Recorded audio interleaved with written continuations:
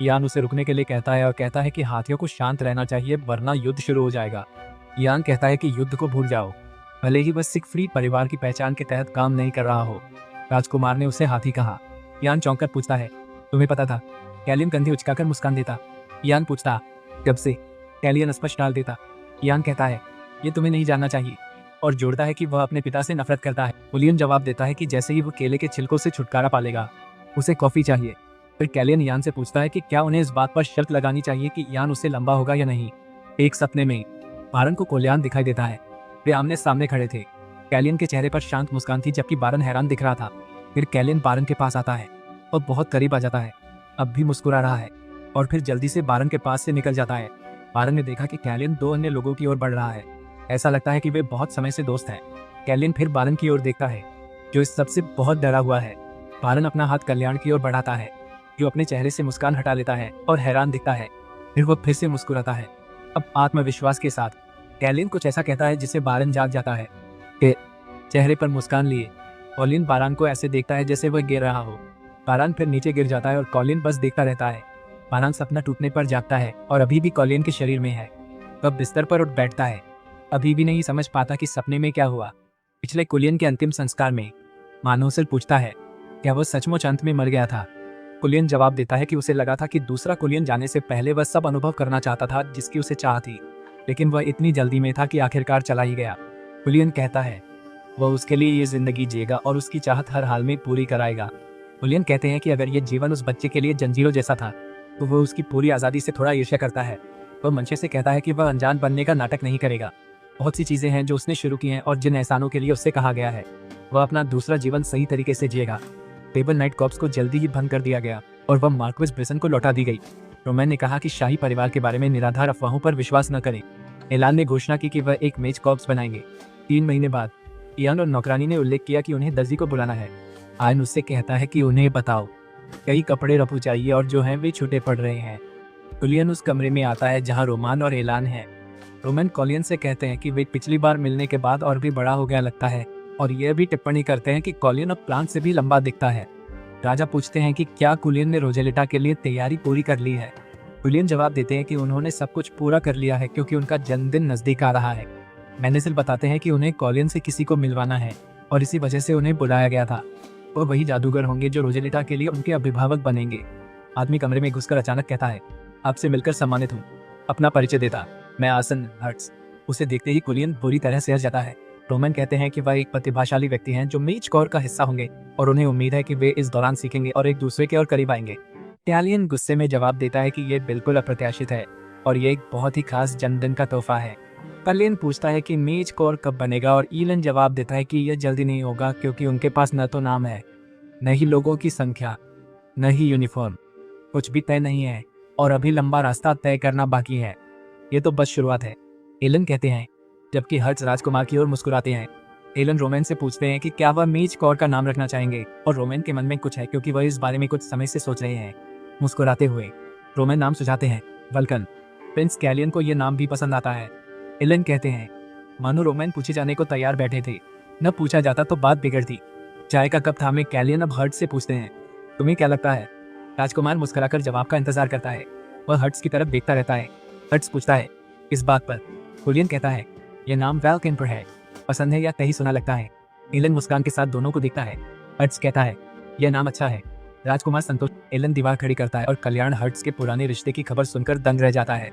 वह पूछता है, तो क्या मुझे अब सिफारिश वापस ले लेनी चाहिए? कुलियन कहते हैं, बिल्कुल जरूरत नहीं। एलन कहता है कि अगर कैलिन की बात सही निकले और राजकुमार पुष्टि करे कि उसे मारने वाला हर्ट्स था, तो वह समझता है कि हालात जैसे बदल गए हैं। हर्ट्स भी अब पहले जैसा नहीं। फिर भी उसे लगता है इतनी आसानी से सब छोड़ देना भी उसके लिए गलत है। इधर हर्ट्स कहीं कांप रहा है। कुलियन पोलैंड जाता है। मेजबान उसका स्वागत करता है। कुलियन कहता है, बहुत दिन बाद मिले, आराम करो। वह नाम छिपाने और बिना बताए अचानक आने के लिए माफी मांगता है। पोलान कहते हैं, राजकुमार का उन्हें खुद खोज कर आना उसके लिए बेहद सम्मान है। कुलियन ने अब तक कभी भी रईसों से नाता नहीं जोड़ा और इस बार उसका चुपके से आना उन शक भरी निगाहों से बचने की सोच थी जो हर तरफ देख रही हो। कुलियन कहते हैं कि वह घुमा फिराकर बात नहीं करेंगे और सीधे मुद्दे पर आएंगे। वह पोलून की जान बचाने के इनाम के लिए वहां है। वह पूछते हैं कि पुलून एम्पोरियम किस बात पर बातचीत करना चाहेगा। पोलैंड कहता है, उसने हाल में हीरो का सरकारी व्यापार शुरू किया है और शाही परिवार से घोड़े भी बदल रहा है।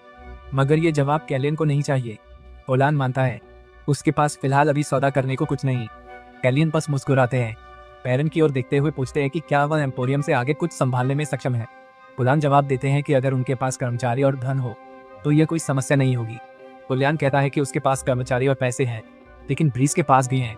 और पुलन फिर कहता है कि उसे लगा था कि उसके पास कॉलियन है। दोनों थोड़ी देर के लिए चुप हो जाते हैं। कॉलियन हंसने लगता है, कहता है कि वह सही है, उनके पास वह भी है।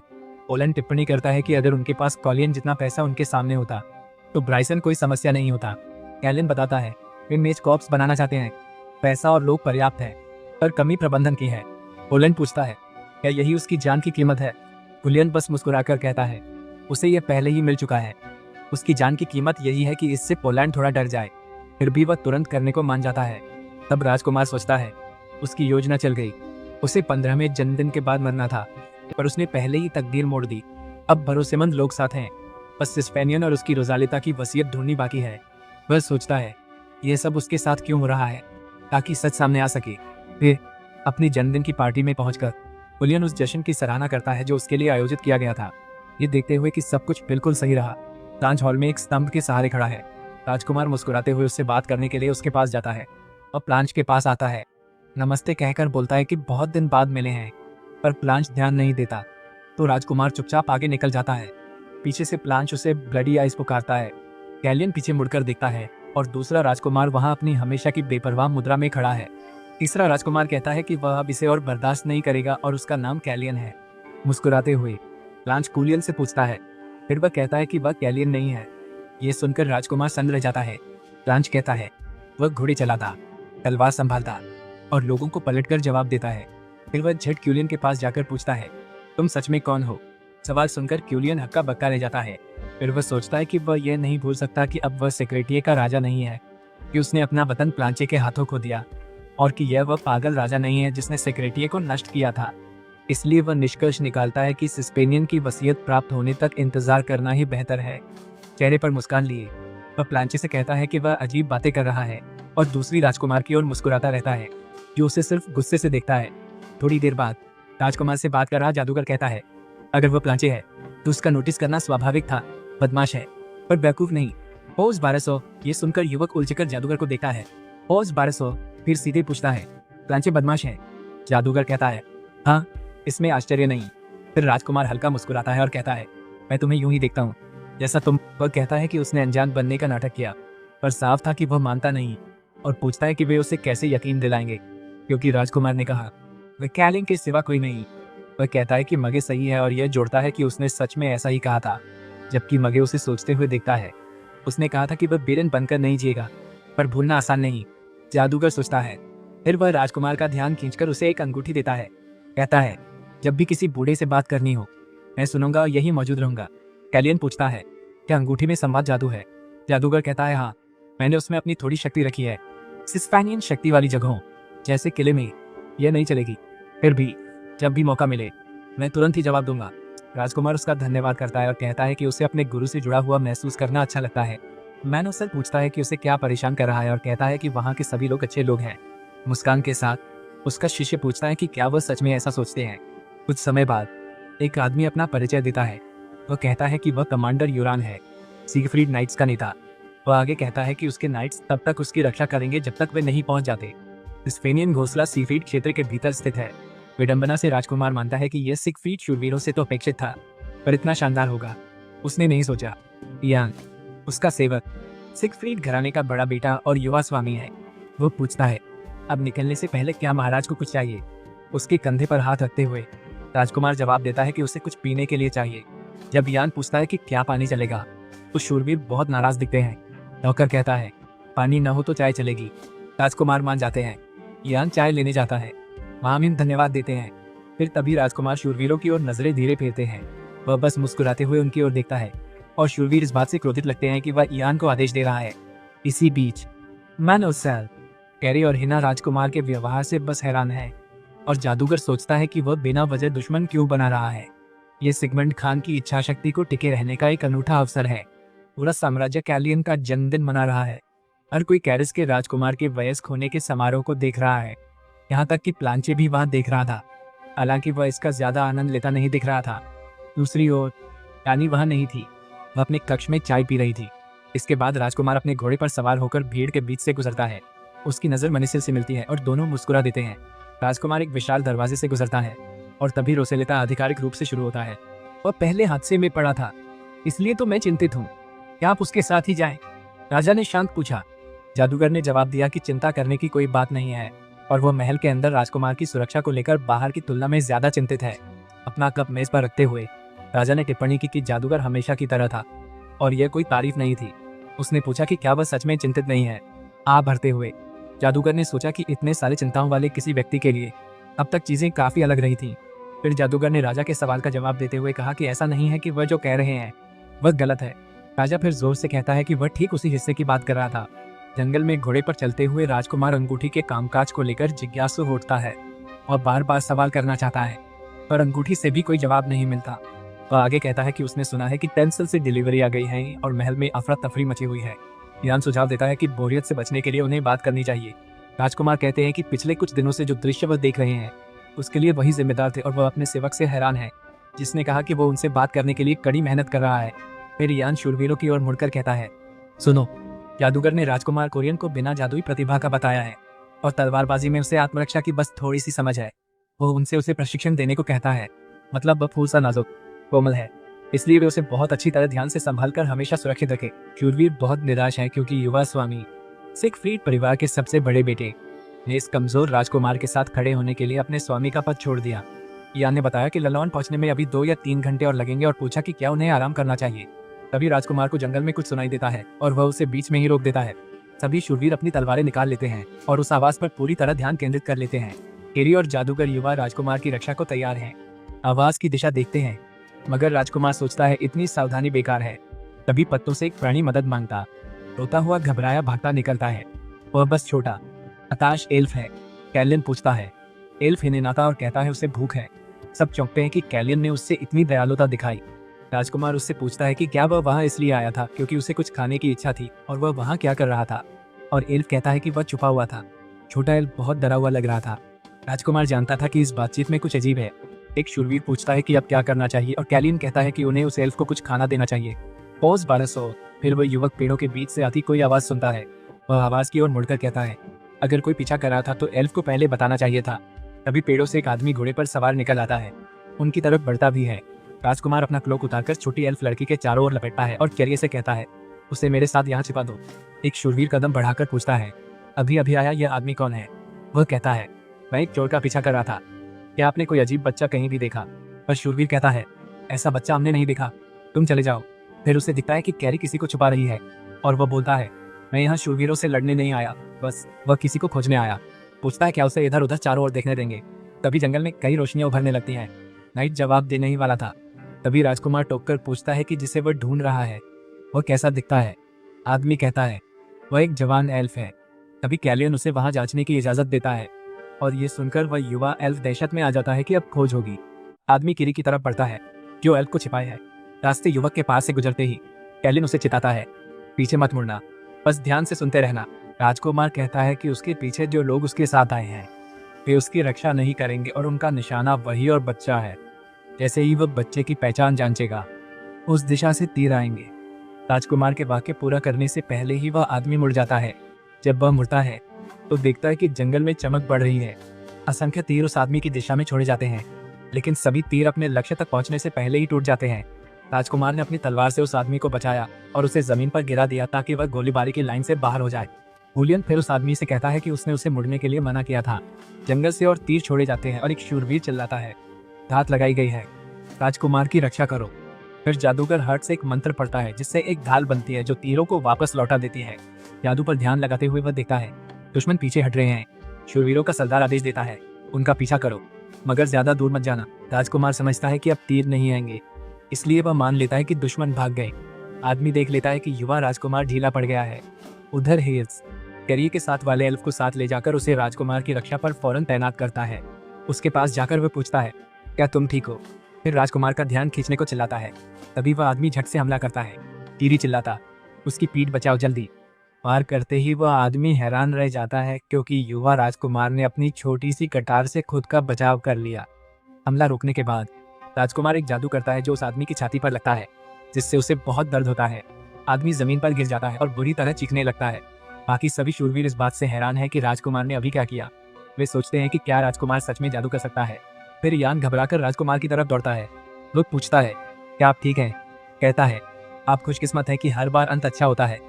शूरवीर होते हुए भी आप आगे क्यों बढ़े? जबकि उसके मन में यह बात है कि प्रिंस को रक्षा और तलवारबाजी के बारे में बस थोड़ी बहुत जानकारी है और वह जादू में निपुण नहीं है। शूरवीर केवल वही दृश्य याद कर सकते हैं जो उन्होंने अभी अभी देखे हैं और उन्हें लगता है कि यह बिल्कुल भी वह बात नहीं है जो युवा स्वामी को कहनी चाहिए थी। वे सोचते हैं, यान ने जिस फूल का जिक्र किया, क्या वह वही है जिसने राजकुमार को किसी पर वह असर करने दिया? कुछ मिनट बाद भी छोटी एल्फ लड़की डरी रहती है। राजकुमार उसके पास आता है, अपनी हुड हटाता है और कहता है कि वे बात करने वाले हैं। उसे थोड़े गंभीर भाव से देखता है और इससे पहले कि वो पूछे कि उसने क्या चुराया, वह अचानक बोल पड़ती है, रुका ने किया था, मुझे कुछ नहीं पता। फिर वह एल्फ लड़की राजकुमार के पूछने से पहले ही सवालों के जवाब देती रहती है। कहती है कि उसे नहीं पता कि उसे किसने चुराया और बदमाशों ने कहा कि वही है।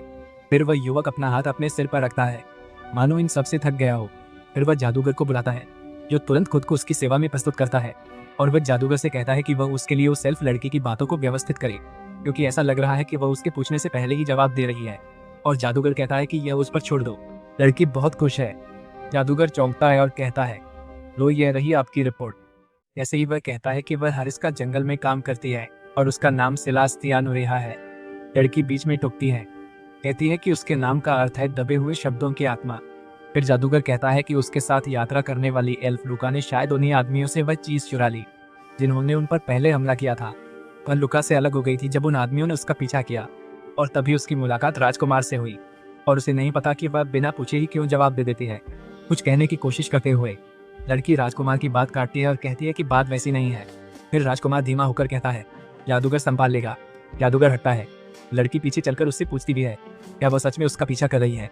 दोनों इसी पर बात करते हैं। उधर यान राजकुमार से उसकी आगे की योजना वह कहता है कि जैसे ही यूं अलग पड़ेंगे लोग उसे ढूंढ कर मारेंगे, इसलिए उसे जंगल के किनारे छोड़ दें ताकि वह बच सके। सेवक पूछता है, क्या आप ये मामला सुलझाएंगे? वह मना करता है, आगे लंबा सफर है, उसमें पड़ने की कोई वजह नहीं। वह बताता है कि वह जांच को सबसे नजदीकी प्रभु तक ले जाएगा, जबकि यान कहता है कि वे रात के खाने तक पहुंच जाएंगे। शूरवीरों के नेता पूछते हैं कि क्या मामिन के पास 1 मिनट है। शूरवीर कहता है कि उस आदमी की चीजों में कुछ संदिग्ध है और पूछता है कि क्या वह जान सकता है। युवक पूछता है कि यह क्या है और शूरवीर उसे कपड़े में लिपटी हुई कोई चीज देता है। जैसे ही वह कपड़ा खोलता है, राजकुमार जो देखता है उससे हैरान और थोड़ा घबराया हुआ होता है। वह पूछता है क्या आदमी के पास था। शूरवीर कहता है, हाँ था, और पूछता है क्या राजकुमार समझता है ये क्या है। राजकुमार कहता है, कैसे न जानूं, यही वही जहर है जो मैंने कभी पिया था। वह कहता है, मुझे उसे खुद अपने सामने ही अब देखना है। बातों के बीच एक आदमी बोला कि उसे लगा वह अमीर घर का बस नाजुक सा युवा मालिक है। फिर उसने कहा, शायद वह सिर्फ इतना नहीं, बात आगे भी है। उस आदमी के पास जाकर राजकुमार ने कहा कि वह सही है और वह एक अमीर परिवार का और भी अधिक कीमती बेटा है। जहर की शीशी अपने हाथों में पकड़े हुए प्रिंस कहता है कि वह संक्षिप्त और सीधा रहेगा और पूछता है कि क्या उस आदमी को पता है यह क्या है। आदमी हाथ में चीज को देखता है और कहता है, सबके पास एक था, उन्हें यह अच्छा लगा, इसलिए मैंने कुछ चुरा लिए। राजकुमार पूछता है, वे क्या खोज रहे थे? आदमी बोलता है, मुझे नहीं पता। युवक पूछता है, वे लोग कौन हैं? उस आदमी ने जवाब दिया कि वह नहीं देख सका क्योंकि सबने मास्क पहन रखे थे। कैलियन पूछता है कि क्या उसे कुछ और याद है और आदमी कहता है नहीं। फिर राजकुमार को उसमें कुछ अजीब सा लगता है। वह घुटनों के बल बैठ जाता है और कहता है कि आदमी उन्हें बचाने की कोशिश नहीं कर रहा है क्योंकि वह परवाह करता है। वह पूछता है, समस्या क्या है, और कहता है, तुम साथ दोगे तो मैं इसे सुलझा दूंगा। राजकुमार आदमी से कहता है, मुझ पर भरोसा करो, कौन जाने शायद अमीर घर का यह लाडला बेटा काम कर दिखाए। आदमी युवक के रवैये से चौंकर आदि फुसफुसाहट में बोलता है, कहता है, उसकी पत्नी हंसन गांव में है और राजकुमार यह जानता था। राजकुमार भरोसा देता है कि वह उसे सुरक्षित रखेगा। फिर पूछता है क्या खोया। आदमी कहता है, एक नाखून जितना बहुत छोटा सा पारदर्शी संगमरमर था। वह कहता है, उसे ठीक नहीं पता वह क्या था और बस उन्होंने कहा पक्का करने को ही टेंसिल पुजारी जांचेगा। युवा राजकुमार मानता है इसका मतलब उनके पास पवित्र अवशेष था। टेंसिल पुजारी ऐसे अवशेषों से पवित्र शक्ति की जगह लेते हैं, इसीलिए टेंसिल ज्यादा से ज्यादा पवित्र अवशेष जुटाना चाहता है। अब राजकुमार समझ जाता है कि वे इतना हंगामा क्यों कर रहे हैं, मगर सोचता है उनके पास वह जहर आया कैसे। यह वही जहर था जिसे सिक्रेशन एजेंट्स अपने मिशन में असफल होने की सबसे बुरी स्थिति में इस्तेमाल करते थे और यही वजह थी कि उस आदमी ने इसे व्हाइट ईगल के जरिए हासिल किया था। आदमी बोला, वो उनकी पहचान नहीं जानता। पर उसने सुना कि वे नेता को उपाधि से पुकारते हैं। राजकुमार ने पूछा, क्या नाम था? ब्लू लेडी बग, उसने कहा। नाम सुनते ही राजकुमार चौंक उठा। लगता है वह नाम जानता है। यह बुरान के पिता की एक चिड़िया का नाम था। वह सोचता रहा, वो वह क्यों थी? उसी दिन बाद में लाबान इलाके में पहुंचकर भीतर एकदम भी लगातार बारिश हो रही थी। राजकुमार से बात में उस आदमी ने कहा, शायद रात के खाने पर हुई बारिश अच्छी रही, क्योंकि उससे वे आगे नहीं बढ़ सके। उसने मेज पर गिलास थपथपा कर कहा। वह इसी दिन का इंतजार करता रहा। बहुत खुश होकर बोला, यह उसके लिए बड़ा सम्मान है। वह आदमी काउंट हेल लाटन था, लैटलॉन्ग क्षेत्र का स्वामी। आदमी अपनी खुशी जाहिर करते हुए आगे कहता है, चलिए देखते हैं।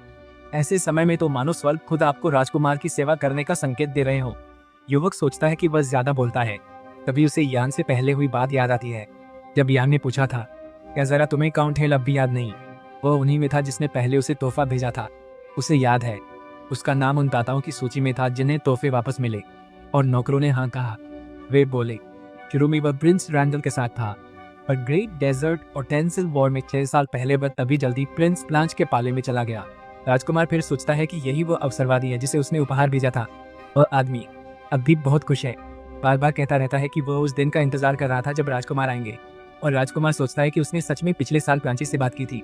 मेलकम चार्डिश काउंट हाइसबुल्ला काउंट के व्यवहार से काफी शर्मिंदा नजर आते हैं। हर्ट्स दरवाजे से अंदर आते हैं, अनुमति मांगते हैं और कहते हैं कि उन्हें प्रिंस से कुछ चर्चा करनी है। फिर वह युवा व्यक्ति के कान में फुसफुसाते हैं कि उन्होंने संदेशवाहक कबूतर को पकड़ लिया है। प्रिंस को पता था कि उन्होंने ब्लू लेडीबग को यह बताने की कोशिश की थी कि वे वहाँ हैं। इस बारिश और अंधेरे में इतने खास मकसद के बिना कोई पक्षी नहीं उड़ता। हेल जादूगर से पूछता है, ऐसे ठंडे दिन कहाँ थे और क्या तुम्हें एक पेय चाहिए? लेकिन प्रिंस जवाब देते हैं कि वे पीना नहीं चाहते। वे जानना चाहते हैं कि क्या आसपास कोई टेंसिल प्रीस्ट है। आदमी शराब की बोतल मेज पर गिरा देता है, मुस्कुराता है और माफी मांगता है। कहता है कि वह थोड़ा नशे में लगता है। वह पूछता है कि वह किस बारे में बात कर रहा था और क्या वह टेंसाइल पुजारी के बारे में था। वह आदमी गुस्से में आ जाता है और पूछता है कि क्या वे उन्हीं हरामी कमीनों की बात कर रहे हैं जो इतनी दूरदराज जगह पर आ ही नहीं सकते। राजकुमार काउंट से उसका ध्यान खींचकर कहता है, शांत रहो। मगर वह लगातार बड़बड़ाता है कि वे कमीने बेहद बुरे हैं। और अगर राजकुमार मानता है कि पौज 1200 वाक्य पूरा होने से पहले युवक उंगलियां चटकाता है और कहता है, फिर उसे बस सो जाओ। आदमी मेज पर ढेर होकर तुरंत सो जाता है। कमरे वाले प्रिंस की हरकत से घबरा जाते हैं।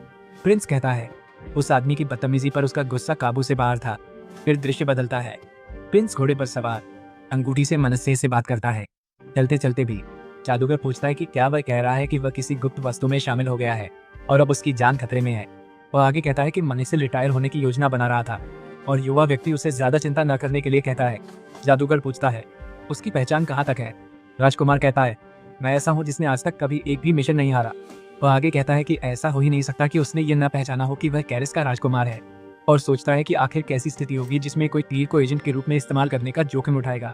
फिर जादूगर उसे बताता है कि लेलॉन के पास वह जगह ढूंढो जहाँ टेंसिल पुजारी ठहरे हुए हैं। जादूगर कहता रहता है कि समझना होगा गुप्त एजेंट पुजारियों के साथ क्या करने चला था। उधर एक बार में एक औरत गिलास कप पहुंच रही है। तभी प्रिंस कैलियन अंदर आता है। सबकी नजरें उसी पर टिकती। वह महिला को नमस्ते कर कहता है, बाहर वाले बस मेरा पीछा कर रहे थे। गिलास रखकर वह कहती है, फिक्र मत करो, मैं इतनी निर्दयी नहीं कि बेगुनाहों को चोट पहुंचाऊं। राजकुमार बोला, लगा तुमने मेरी पहचान जानकर उन पर हमला किया। मैं वही था। वह जवाब देती है कि इसी वजह से उसने उसे इसमें न पड़ने को कहा था। पोज 1200। फिर प्रिंस दिखता है कि उसके आसपास सभी बेहोश हैं और महिला निष्कर्ष निकालती है कि वह लापरवाह था। पोज 1200। प्रिंस काउंटर की तरफ जाता है जहाँ महिला है और पूछता है कि क्या अब वह इसमें शामिल हो गया है। महिला कहती है, वह हाँ कहती, पर युवक को देख उसके चारों ओर लाल आभा देख लेती है। वह जोड़ती है, यह आसान नहीं होगा। राजकुमार हल्का सा मुस्कुराता है, मुस्कान, और महिला को देखता रहता है। बस चुपचाप एक पल टिका। वह पूछती है, क्या जिस एल्फ का उसने पीछा किया वह मर गया? कहती है, जंगल की पगडंडी लेते ही वे उसे खो बैठे। महिला बोलती है, अगर पहले पता होता इतना सिरदर्द होगा तो मैं उसे कभी नहीं दौड़ाती। मुझे यह हालात पसंद नहीं, पर इससे हमें ज्यादा नुकसान नहीं हुआ। क्या तुम वापस लौटोगी? उस औरत से कहकर बस पूछो कि वह एल्फ बच्चे को अकेला छोड़ देगी। राजकुमार गिलास उठाकर कहता है, कुछ सवालों के जवाब दो तो मैं चला जाऊंगा। फिर पूछता है, तुम पवित्र अवशेष क्यों ढूंढ रही हो? गिलास के पार देख वह जुड़ता है, तुम दरअसल पुजारी नहीं हो। महिला फिर गुस्से वाला चेहरा बनाती है। कैलियन के हाथ से गिलास छीन लेती है और कहती है कि ये हाल ही में महंगे हो गए हैं। और कहता है कि ऐसा लग रहा है जैसे वह रेलिक्स बेच रही है। फिर महिला कहती है कि उसकी प्राइमरी नौकरी आमतौर पर ज्यादा पैसे नहीं देती। राजकुमार बस उस महिला को देखता है और पूछता है कि क्या पवित्र अवशेषों का खरीदार लेबन में है। वह कहता है कि उसके लिए गांव में बेचने का कोई कारण नहीं है और ये कि कैरोज में पुजारियों को ढूंढना आसान होगा। महिला कहती है कि इस खरीदार से ज्यादा कोई भी पैसे नहीं देगा, और वह भी कोई ऐसा है जिससे उसका एक रिश्ता है। तो राजकुमार ने सोचा कि मूल रूप से गुप्त एजेंटों के साथ केवल एक ही प्रकार का संबंध बनाया जा सकता है, कोई ऐसा जो कार्लस के बारे में जानकारी बेचता है, और अब नीली मेफ्लाई की खबर के बदले वे पवित्र धरोहरें खरीदते हैं। फिर राजकुमार ने देखा, उसने उसे थोड़ा मदिरा ही परोसा। प्याला देखकर उसे लगा यह उसका आखिरी सवाल होगा। कुछ दूरी पर शाही महल में राजा पूछता है कि जादूगर उससे क्या पूछने आया था, और कहता है कि अब उसके साथ एक मुखबिर जैसा व्यवहार किया जा रहा है। मनिसिल कहता है वह यह जानते हुए गया कि राजा जाग गए थे। वह जोड़ता है जो राजा पहले से जानते हैं, उसकी पुष्टि को इतनी मशक्कत बेकार है। वह पूछता है कि इसमें कुल पेंसिल पुजारी कितने थे और वे ठीक कहाँ तैनात। राजा फिर कहते हैं कि उन्हें नहीं पता कि जादूगर ये सवाल इसलिए पूछ रहा है क्योंकि उसे कुछ पता है या ये सिर्फ एक संयोग है। पेंसिल के प्रतिनिधि खास तौर पर इसी वजह से आए थे।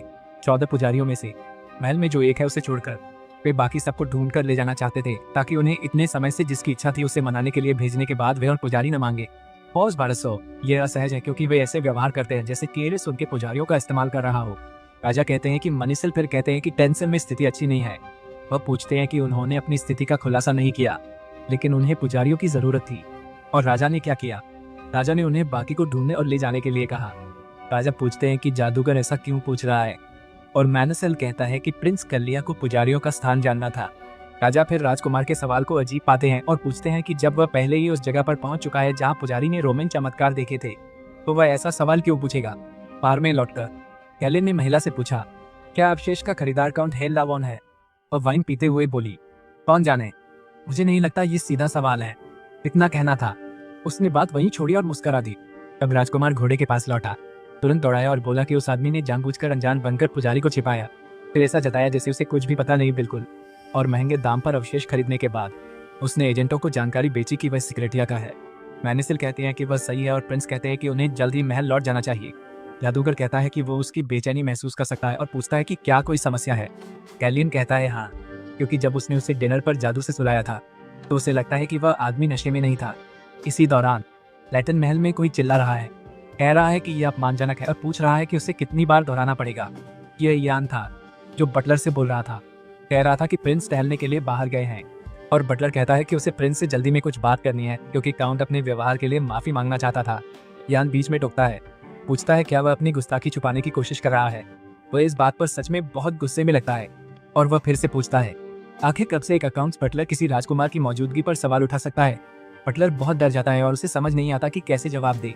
यान इस सब के बारे में बहुत सोच विचार करता है। उसे लगता है कि राजकुमार शायद अब तक नहीं लौटे। बटलर दोबारा पूछता है वे कब वापस आएंगे, तो यान झुंझला कर चिल्लाता है, मैं नहीं बता सकता, तुरंत यहाँ से जाओ। तभी राजकुमार शयन कक्ष के दरवाजे पर आकर कहता है क्या मैं आराम नहीं कर सकता।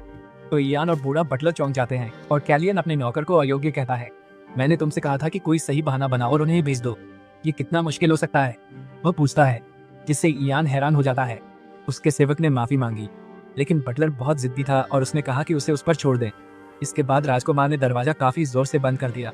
कमरे के बाहर बटलर माफी मांगता है, कहता है उसे नहीं पता था कि हुजूर आराम कर रही हैं। वह चला जाएगा। राजकुमार दरवाजे से टिककर राहत महसूस करता है और उसे थोड़ा गुस्सा आ गया क्योंकि उसने ऐसे बोला जैसे वह कोई खास व्यक्ति हो, और इससे उसके मुंह में कड़वाहट सी रह गई। उसका नौकर दरवाजे से अंदर आता है और कहता है कि वह उम्मीद से पहले लौट आया, और वह भी खिड़की से। और राजकुमार कहता है कि यह एक लंबी कहानी है। वह पूछता है कि क्या कोई और उसे ढूंढ रहा था या कुछ संदिग्ध हुआ, और यान बस वही कहता है, पहले की चेतावनी। हालांकि एक राजकुमार है जो खिड़कियों का इस्तेमाल बाहर निकलने के लिए करता है। यान याद करता है, इस हाइनेस तीसरी मंजिल होते हुए भी खिड़की से निकल गए, यही उसका निष्कर्ष है। कैलियन हल्का हंसकर कहता है, वह बस समझ गया। युवराज पूछता है कि इयान इतने गुस्से में क्यों हैं और वह महल में इतने नाराज नहीं थे। तो इयान जवाब देते हैं कि ऐसा इसलिए है क्योंकि बटलर ने उनकी बात नहीं सुनी, जबकि उन्होंने कहा था कि युवराज टहलने गए हैं। और बार बार पूछता रहा कि आप कब लौटेंगे। फिर उसे यह हटपटा लगा। सेवक बोला, वह पूछते ही जा रहा था, रुकता नहीं। लगता था उसे राजकुमार कहाँ गए से ज्यादा बस चिंता यह थी कि वे कब लौटेंगे, यही जानना। बाद में राजकुमार जादूगर से बोला कि काउंट को शक हो गया है कि वे कुछ जांच रहे हैं, और उसने कहा कि तुम सही थे, वह नशे में नहीं था। जादूगर पूछता है उससे क्यों लगता है काउंट ने नशे का नाटक किया और ऐसा व्यवहार किया ताकि सबको गुमराह कर सके। राजकुमार जवाब देता है कि ब्लू मेफ्लाई के साथ पवित्र अवशेषों के आदान प्रदान की तारीख आज ही है, और यही वजह है कि मेफ्लाई वहाँ था। वाइन तो बस बिना किसी को पता चले भागने का एक बहाना थी, लेकिन जब उसने उसे सुला दिया तो वह नाकाम हो गया। और जब उसे पता चला कि मैं महल छोड़ चुका हूँ तो उसने अपने बटलर को जांच के लिए भेजा। प्रिंस ने कहा, और जादूगर ने जवाब दिया कि वह समझ गया, लेकिन पूछा कि वह एक पवित्र अवशेष को इतनी बुरी तरह क्यों चाहता है। और कैलिन कहता है वह इसे टेंसेल से एहसान लेने के बदले दे रहा है। वही प्रिंस रैंडल की माँ की मातृभूमि है। रैंडल के साथ संबंध बनाए रखते हुए और ब्लांच के साथ भी फ्लर्ट करता है और कॉलिन को गुप्त उपहार भेजता है। जादूगर ने कहा उसने करास के बारे में जानकारी सीक्रेटिया के एक गुप्त एजेंट को बेच दी। कितना चालाक आदमी है। राजकुमार ने कहा, पीछा की जा रही सलीस की मदद करना तो बस शुरुआत थी। जो आदमी उसका पीछा कर रहा था उसने ब्लू मेफ्लाई का नाम लिया, और मुझे तो यहाँ तक पता चला कि हेल ने ब्लू मेफ्लाई के जरिए रंदल को खुश करने के लिए टेंसल में रेलिक्स भेजे थे। और अगर सब कुछ सिर्फ एक संयोग नहीं है तो राजकुमार कहता है कि बारिश कल तक नहीं रुकेगी, और चूंकि वह वहां फंसा हुआ है वह इस गद्दार से खुद निपटेगा। फिर अपने कमरे में हेल गुस्से में एक गिलास तोड़ देता है। वह कहता है कि उसे समझ आना चाहिए था कि कलियन समस्या बन जाएगा जब उसने उपहार लौटाए, और ये कि उसने जरूर कोई जादू किया होगा, क्योंकि केवल मंत्र ही इतनी गहरी नींद ला सकते हैं। और उसकी योजनाएं अस्त व्यस्त हो गई हैं क्योंकि वह सिर्फ इसलिए घमंड में आकर व्यवहार कर रहा है क्योंकि मैनोसेल उसकी तरफ है। और कोई साधारण खून वाला ये कैसे सोच सकता है कि वह राजकुमारों के बराबर है। बेवकूफ से लिए उसने सारी गड़बड़ी के शुरू होने से पहले उसे मार क्यों नहीं दिया। हिल ने सोचा, मैंने रईसों के साथ अच्छे संबंध बनाने के लिए कितनी मेहनत की। मैंने मार्को स्प्रेके पर एक बड़ी रकम खर्च की और उन्होंने मुझे कैरिस के आसपास उपजाऊ जमीन देने का वादा किया था, लेकिन कॉलिन की वजह से सब कुछ बदल गया है। हिल ने गुस्से में कहा। फिर बटलर कमरे में प्रवेश करता है और काउंट से अनुमति मांगता है, जो खुद को सोफे पर फेंक देता है और पूछता है कि क्या वह ब्लू मेफ्लाई से बात करने में सफल हुआ। बटलर कहता है नहीं, शायद बाद में। तब काउंट हिल उसके सिर पर एक गिलास फेंकता है और उसे मूर्ख कहता है। वो बटलर से पूछता है, क्या तुम कुछ भी ठीक कर सकते हो, और कहता है बारिश थी इसलिए वह आधा न से फिर आज रात यहीं रहेगा। बटलर डरते हुए पूछता है कि क्या उन्हें लेन देन को टाल देना चाहिए, और हेल गुस्से में कहता है कि अब कुछ नहीं किया जा सकता और प्रिंस और उसके आदमियों के वहां होने पर वे कोई जोखिम नहीं ले सकते। वह एक नौकरानी पर चिल्लाता है कि उसके कपड़े लाए। हेल आगे कहता है कि वह प्रिंस कैलियन को कुछ तमीज सिखाएगा। अगले दिन कैलियन शांतिपूर्वक मेज पर बैठकर दोपहर का भोजन कर रहा है और काउंट हेल बस उस युवक को देखता रहता है। वह सोचता है कि कॉलिन ऐसे व्यवहार कर रहा है जैसे अगर कैरिस में सब ठीक है तो काउंट की उपाधि सम्मान चाहती है। कुलीनों को पता चला कि मुझ पर जादू हुआ तो वे चुप नहीं रहेंगे। तुम्हारा शाही खून बचाएगा नहीं, मूर्ख राजकुमार। बहुत जल्द तुम मुझसे माफी की भीख मांगोगे, काउंट हाइल ने सोचा। फिर वह पिछली रात के बर्ताव पर कैलियन से माफी मांगता है। राजकुमार कहता है ठीक है। काउंट सवाल पूरा होने से पहले पूछ बैठता है, या उस पर जादू था। कैलियन ने जवाब दिया कि उसने उस पर एक जादू किया था जिससे वह सो जाए, क्योंकि वह असहनीय होता जा रहा था। मुस्कुराते हुए कैलियन कहता है चिंता न करो, इसलिए शायद ये तुम्हारा पहली बार शाही परिवार के सदस्य का स्वागत था। अंत में वह जोड़ता है कि काउंट जरूर घबरा भी गया था। काउंट हिल बाहर से मुस्कान का नाटक करता है, लेकिन अंदर से वो बेहद गुस्से में है क्योंकि कैलियन ने ऐसा व्यवहार किया जैसे ये सचमुच काउंट की ही गलती हो। कैलियन कहता है हमलावर की जांच करते करते वह बहुत थक गया। काउंट पूछता है क्या वो वही आदमी था जिसे तुम यहाँ साथ लाए थे। अब राजकुमार हाँ कहते हैं। वे बहुत सी जानकारी जुटा चुके हैं और काउंट मानते हैं कि उसे और जानना चाहिए। हिल कुछ पूछ पाते उससे पहले ही कैलियन कहता है कि यह एक पक्षी के नाम के बारे में था, और यह सुनकर काउंट अपना सारा वाइन थूक देता है। फिर बटलर जो इससे चौंक जाता है काउंट के लिए कपड़ा पकड़ लेता है। काउंट हेल बटलर से कहता है कि उसे छुए नहीं क्योंकि वह प्रिंस से बात कर रहा था। कैलियन कहता है उसे विवरण और गहराई से देखना है। फिर भी उसने सोचा काउंट को अभी जरूर जानना चाहिए कि उसकी जमीन पर क्या हुआ। काउंट उठकर बोला, मैं मदद करूंगा, अपने इलाके में राजकुमार पर हमला नहीं होने दूंगा। क्या तुम सोचते हो मैं तुम्हें मेरी जमीन बिगाड़ने दूंगा? रुको, देख लेना, मैं सब खोद कर तुम्हारी कमजोरी ढूंढूंगा। उसने मन में कहा, अभी मैं हर सुराग पकड़कर पूरी सच्चाई निकाल। एक शूरवीर आता है, महाराज से बात मांगता है। उसे राजकुमार से फुसफुसाते देख काउंट सोचता है इसे अपने इलाके से तुरंत अभी निकालना होगा। राजकुमार काउंट की सोच बीच में रोककर कहता है संदेश उसी के लिए था, और काउंट चौंक जाता है। मुस्कुराकर वह जोड़ता है वह आदमी उससे बात करना चाहता था। फिर दोनों एक जेल सी जगह सीधे पहुंचते हैं। काउंट इस बात से बेहद नाराज है कि कैलियन उसे ऐसी जगह ले आया है, और युवा राजकुमार सोचता है कि वह बिल्कुल वैसा ही महसूस कर रहा होगा, लेकिन सब कुछ पहले से ही इस तरह तैयार किया गया था कि वह जाल में फंस जाए।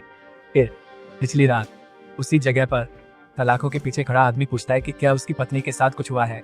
उसे कहा जाता है कि उसका परिवार सुरक्षित है, और याद दिलाया जाता है कि वादा था उनके साथ कुछ नहीं होगा।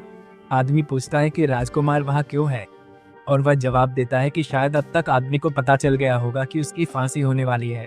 उसने शाही परिवार के एक सदस्य पर हमला करने की कोशिश की थी, और जैसे ही जांच पूरी होगी उसे कैरिस ले जाया जाएगा और वही उसका अंत होगा। और अगर उसे बख्श भी दिया गया तो भी उसे सही इलाज नहीं मिलेगा, उसकी बांह सड़ जाएगी और वह मर जाएगा। प्रिंस ने कहा। आदमी फिर पूछता है कि प्रिंस इसका क्या मतलब बताना चाह रहा है। कैलियन फिर कहता है कि वह उसे बाहर निकलने का रास्ता दे सकता है। वह आदमी हैरान रह जाता है और राजकुमार आगे कहते हैं कि वह इस क्षेत्र से दूर एक ऐसी जगह पर रह सकता है जहां वह शांति से रह सके, लेकिन केवल अगर तुम मेरी मदद करो। बदले में मैं ये सुनिश्चित करूंगा कि तुम्हारी सजा केवल तुम्हारे हाथ की कटाई तक ही सीमित रहे। फिर वह आदमी डर के भाव के साथ सामने आता है। राजकुमार बस अपनी गंभीर नजर बनाए रखता है। वह राजकुमार से सहमत होता है और पूछता है कि उसे क्या करना होगा। फिर वर्तमान क्षण में लौटते हुए उस आदमी ने कहा कि उसने काउंट को इसलिए बुलाया था क्योंकि मेफ्लाई सिक्रीश की एक गुप्त एजेंट है और वह वहां अपने ग्राहक को कुछ सामान बेचने आई है, जिससे वह जाहिर तौर पर काफी समय से मिल रही है। फिर राजकुमार भी कहता है, अजीब है, रिश्ता तभी टिकता है जब सामने वाला डबल एजेंट हो, एक बड़ा विश्वासघाती जो जानकारी बेचता है। जानकारी जानकारी आप सहमत हैं? काउंट। राजकुमार ने बात खत्म। काउंट इस सबके बाद बेहद हताश नजर आ रहा था और मुश्किल से बोल पा रहा था। फिर कवियन बस काउंट के कदम उठाने और उसे जरूरी सबूत देने का इंतजार करता रहा। बाद में महल में बटलर राजकुमार के आगे घुटने टेक कर माफी मांगता है। उसका सिर शर्म से झुका। वह कहता है, जो किया मालिक के आदेश पर किया, मैं बेगुनाह नहीं, बस क्षमा चाहता हूँ। फिर बटलर ने मन ही मन सोचा था कि काउंट लातलो पकड़ा जाएगा, लेकिन इस नतीजे की उम्मीद नहीं थी। फिर प्रिंस गहरी सोच में डूबे हुए बटलर से पूछते हैं कि क्या वह एक टेंसिल पुजारी था, और यह सुनकर बटलर हैरान रह जाता है। वह आगे कहता है कि रेलिक्स की खरीद फरोख्त वही कर रहा होगा और काउंट लैटलॉन के आगे इतना झुका है क्योंकि काउंट ने उसके किसी राज का पता जरूर ही लगा लिया है। बटलर कहता है, अगर पता चला कि वह अवशेष बेच रहा है तो टेंसिल लौटते ही उसका सिर ले लेगा।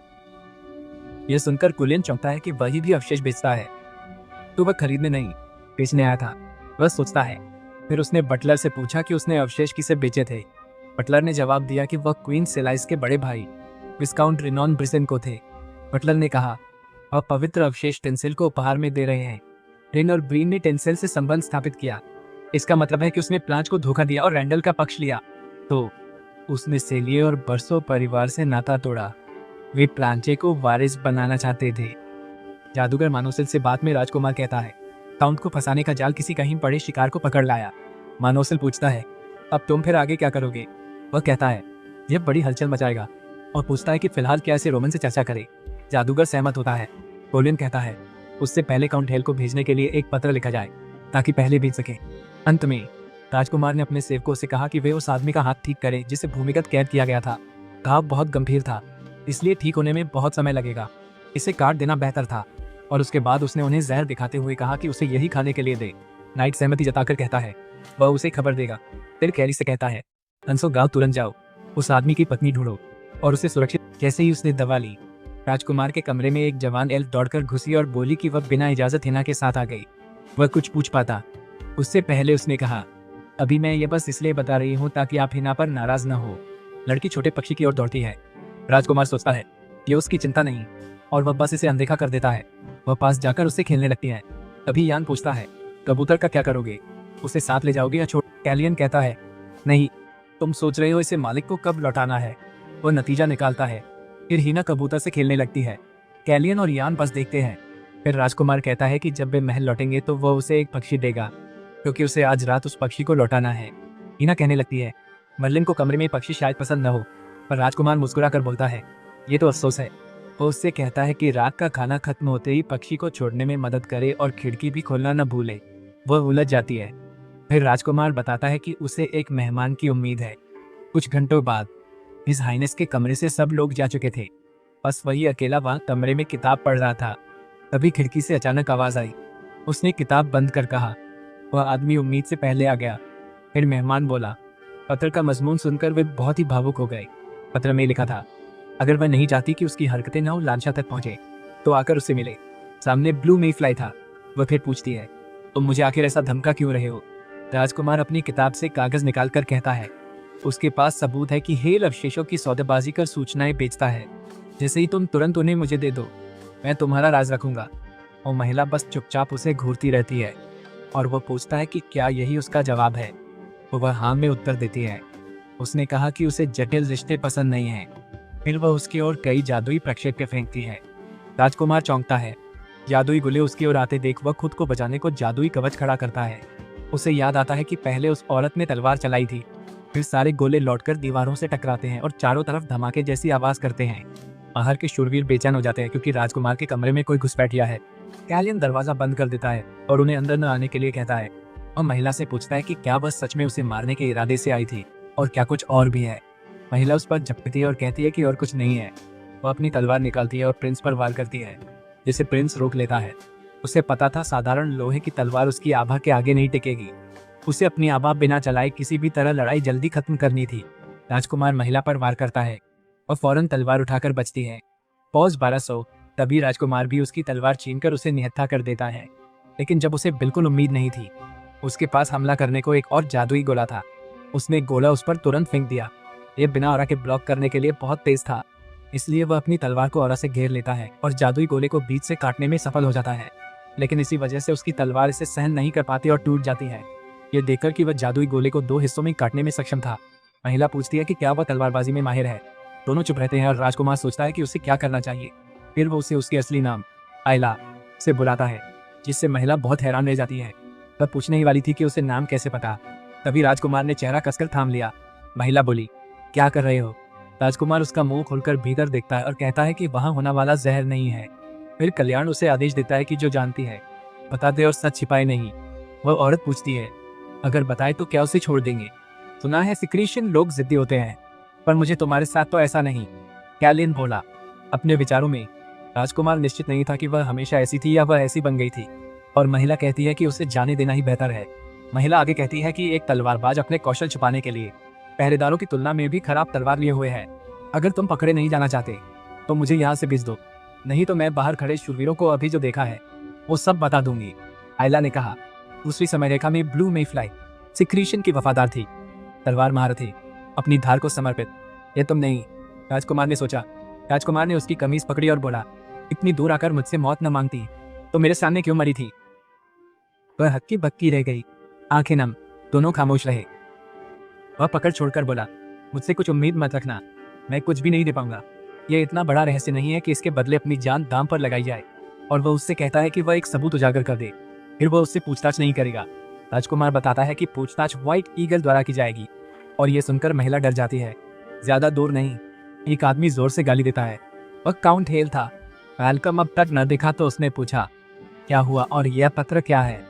पत्र में लिखा था कि काउंट को अपना प्रतिनिधि बनने के लिए किसी व्यक्ति की जरूरत दी है। मैंने क्वीन सेलिया को ठीक ठीक समझा दिया है कि अब तक आप क्या बेच रहे थे, इसलिए निश्चिंत रहें, चिंता की कोई बात नहीं है। वह पत्र ईलन मानसल ने लिखा था। काउंट सोचता है कि क्या जादूगर को पवित्र अवशेषों के बारे में पता है। हिल कहता है, अगर उसने पत्र भेजा है तो शायद उसे पहले से ही सब पता होगा। पर जादूगर मुझे धमकाने वाला कौन होता है? कीज होती है कि मुझे उस हरामजादे राजकुमार के आगे झुकना पड़े। उसे लगता होगा मैं कांपता हुआ उसके पास दौड़ा आऊंगा, पर उसने मुझे कमतर नहीं आंकना चाहिए था। वह खुद सोचता है। काउंट बोला, मैंने पहले कुछ तैयारी नहीं की। फिर वह खजानों से भरे कमरे में जाता है। देखकर उसे लगता है काश और ज्यादा भी जुटा पाता। तिजोरी तक पहुंचकर वह कहता है, फर्क नहीं पड़ता, क्योंकि उसके पास इससे भी ज्यादा कीमती चीज है।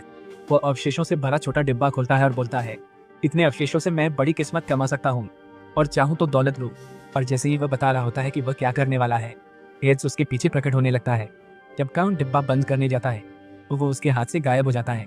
फिर वह पीछे मुड़कर देखता है और डिब्बा हेड्स के हाथ में देखकर चौंक जाता है। वह पूछता है कि क्या यह अदृश्यता का जादू था। हर्ट्स सिर हिलाते हैं और कहते हैं कि वह प्रिंस कैलिन के जादूगर हैं। वे कहते हैं कि वो बहुत आभारी हैं क्योंकि काउंट ने अपने ही हाथों से सबूत ढूंढ निकाले, और वह उसे चिंता न करने के लिए कहता है क्योंकि वह उस चालाक जादूगर और उस कमबख्त आम आदमी राजकुमार को जरूर सूचित करेगा। फिर जादूगर ने पवित्र अवशेष लेकर यिन को बुलाया। वह कहता है कि उसने लीक हुई जानकारी वाले सारे कागजात भी साथ लाए हैं, कैरिस और अवशेष व्यापार के बारे में जानकारी, जो हेल द प्रिंस ने मुस्कान के साथ किया। जादूगर को धन्यवाद देता है, ये कहते हुए कि उसकी वजह से ये गड़बड़ लगभग सुलझ गई है। यान घबराते हुए दरवाजा खोलता है और प्रिंस को बुलाते हुए कहता है कि बाहर देखो। फिर सुनहरे कवच पहने हुए शूरवीर पास आते हैं। यह घुड़सवार पुरुषों का एक बड़ा बेड़ा था। प्रिंस खिड़की से बाहर देखते हुए कहते हैं कि वे किंग किला के निजी शूरवीर थे। वह सोचते हैं कि वे शूरवीर जिन्हें किंग और कैरिस की रक्षा करनी चाहिए यहाँ क्या कर रहे हैं। हमारा वीडियो यही समाप्त होता है। अगर आपको यह पसंद आया हो तो कृपया चैनल को लाइक और सब्सक्राइब करें।